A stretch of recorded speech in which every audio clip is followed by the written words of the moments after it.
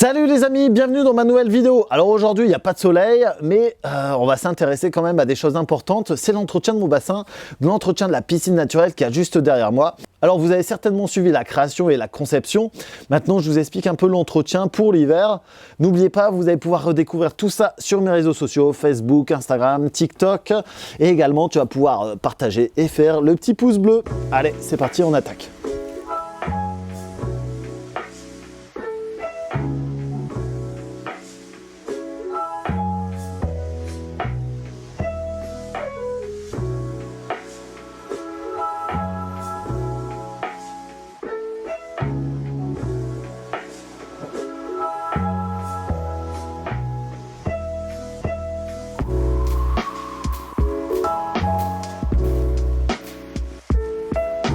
Salut les amis, bienvenue dans ma nouvelle vidéo. Alors aujourd'hui on s'intéresse au bassin. Vous l'avez vu comme moi aujourd'hui, et d'ailleurs je pense partout pareil dans la France, les températures diminuent, les jours courts arrivent. On va devoir s'intéresser à la partie bassin, à la partie piscine naturelle pour pouvoir l'hiverner correctement. Et j'ai décidé de vous montrer ça, de vous montrer les opérations essentielles pour l'hivernage et pour l'entretien de votre bassin pendant cette période. Alors c'est parti, moi je vais compter un petit peu le nombre de poissons et de grenouilles et ensuite je vous explique tout dans ma vidéo. Alors 1, 2, 3. Il y en a un petit paquet. Allez, faites un gros dodo.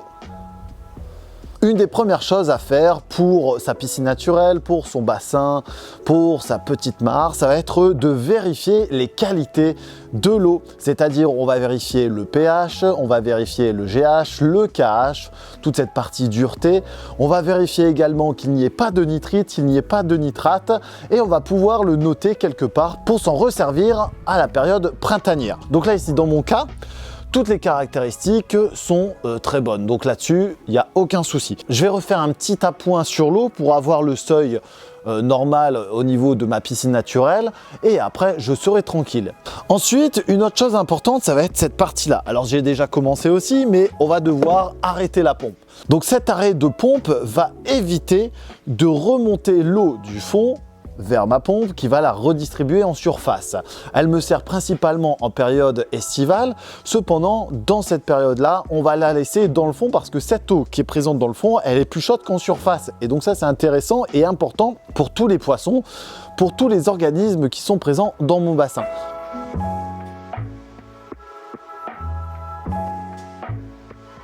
On va éviter de refroidir l'intégralité de mon bassin.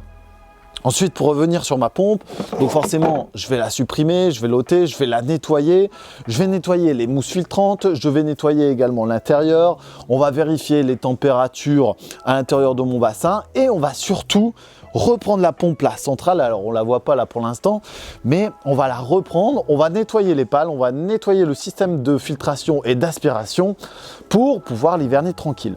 Concernant la lampe UV, si vous en avez une, vous allez pouvoir la nettoyer également. Si ça fait plus de 2 ans que vous l'avez, vous allez pouvoir commencer à penser à la changer. Allez, je referme ça et on va continuer pour ma vidéo.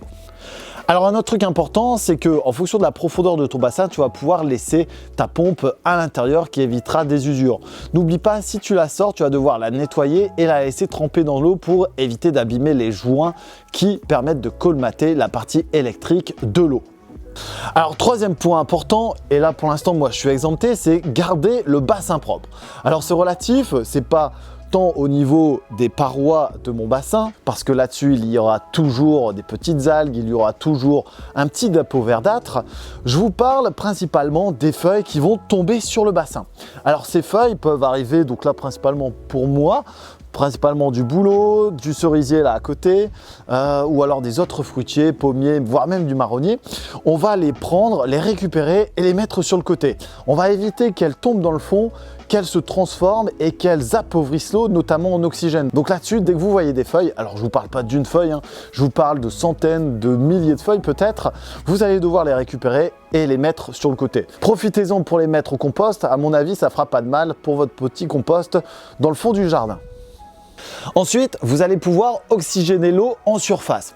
J'insiste sur le fait que ce soit en surface parce que n'oubliez pas ce que je vous ai dit tout à l'heure, l'eau qu'il y a dans le fond est plus chaude. D'ailleurs, c'est l'inverse en été, ce qui montre le pouvoir isolant des parois au niveau de la terre et notamment à 1,50 m, 2 mètres de profondeur. Donc là-dessus, on évite de faire une oxygénation dans le fond, on vient le faire en surface, bien que ce ne soit pas conseillé si vous ayez un grand bassin ou une grande piscine naturelle. Alors souvenez-vous, en période printanière, en période estivale, toutes les plantes de berge, les plantes marginales, les plantes de profondeur ou alors les plantes aquatiques, proprement parlant, elles sont bien plus jolies que là maintenant. C'est normal parce qu'elles subissent la saisonnalité et donc forcément, en ce moment, c'est pas les plantes les plus jolies. D'ailleurs, c'est pas le plus beau bassin et également parce qu'on a plus ces contrastes de vert. Mais on va devoir quand même les entretenir. Donc ça va être de la taille, premièrement sur les joncs. On va également profiter pour les diviser. On va multiplier les Ipuris, on va multiplier les Nymphéas, etc., etc. avec toutes les plantes que vous pouvez voir. Ensuite, on va également tailler, si besoin, par exemple les phragmites ou alors les différents roseaux qui pourraient se trouver sur notre bassin. Et on va en profiter également pour nettoyer s'il y avait quelques adventices présentes dessus.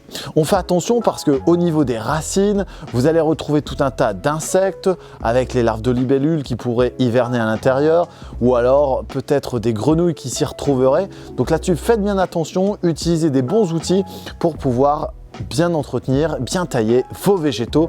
Vous verrez, ça sera que mieux l'année prochaine.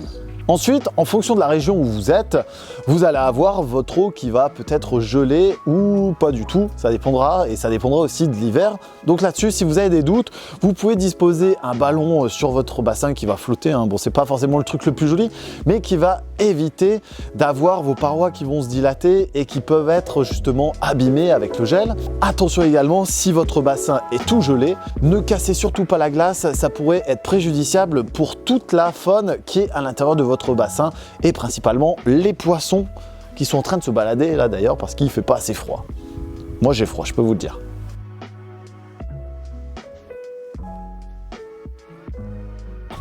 Et enfin, dernière petite chose, alors c'est pas forcément important en soi, mais vérifiez la température de votre bassin quasiment toutes les 2 semaines, voire tous les mois. Donc là, en ce moment, elle est à peu près à 8-10 degrés.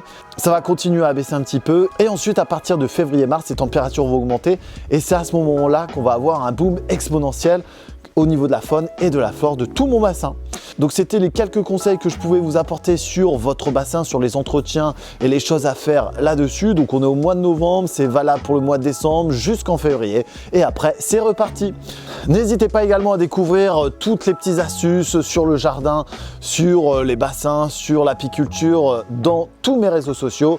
Vous pouvez retrouver ça sur Facebook, sur Instagram, sur TikTok. Moi, je vais commencer à diviser un peu plus.